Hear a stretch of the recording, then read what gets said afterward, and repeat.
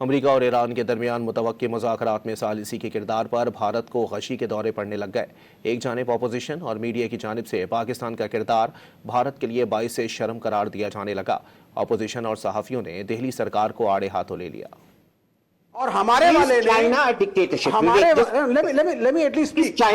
نے کنڈولنس تک نہیں دیا۔ خطے کی موجودہ صورتحال میں پاکستان کے کردار پر بھارت میں کھلبلی مچ گئی۔ اپوزیشن ہو یا پھر میڈیا، سبھی نے دہلی سرکار کو آڑے ہاتھوں لے دیا۔ اپوزیشن لیڈر راہل گاندھی نے بھارتی خارجہ پالیسی کو کمپرومائز قرار دے کر کہا کہ مودی اپنی ملکی مفاد کے بجائے امریکی اور اسرائیل مفادات کے تابع ہیں۔ ادھر بھارتی تجزیہ کار بھی سفارتی سطح پر پاکستان کی شاندار کامیابیوں پر حیران و پریشان ہے۔ Now secondly, Pakistan has outsmarted us, just like this outsmarted us after Operation Sindoor.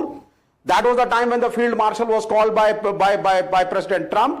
That was the time when they got the money from the IMF. That was the time when the United Nations says anti-terrorist front کا chairman بنائیں گے پاکستان کو۔ بھارتی تجزیہ کار نے پاکستان کا کردار بھارت کے لیے باعث شرم قرار دے دیا۔ یہ بھومکا دراصل بھارت کو نبھانی چاہیے تھی۔ کیوں میں یہ بات کہہ رہا ہوں؟ کیونکہ بھارت کے ایران سے بہت پرانے رشتے رہے اور بہت اچھے رشتے رہے۔ ہمارے رشتے اسرائیل سے بھی پچھلے دنوں بہت اچھے ہوئے ہیں۔ ہم نے امریکہ سے بھی اپنے رشتوں کو بہتر کیا، ڈسپائٹ ٹرمپ جس طریقے سے بدتمیزی کر رہا ہے، ایک الگ طریقے کا پرشن ہے۔ بھارتی تجزیہ کار نے ایرانی سپریم لیڈر کی شہادت پر بھارتی خاموشی پر بھی سوالات اٹھا لیے۔ مانا گلوبل ڈپلومیسی تلوار کی دھار پر چلنے جیسا ہوتا ہے۔ کم سے کم پاکستان نے اتنی ہمت تو دکھائی کہ امریکہ کا ہونے کے باوجود بھی خامنئی کے قتل کے بعد اس کی نندا کی۔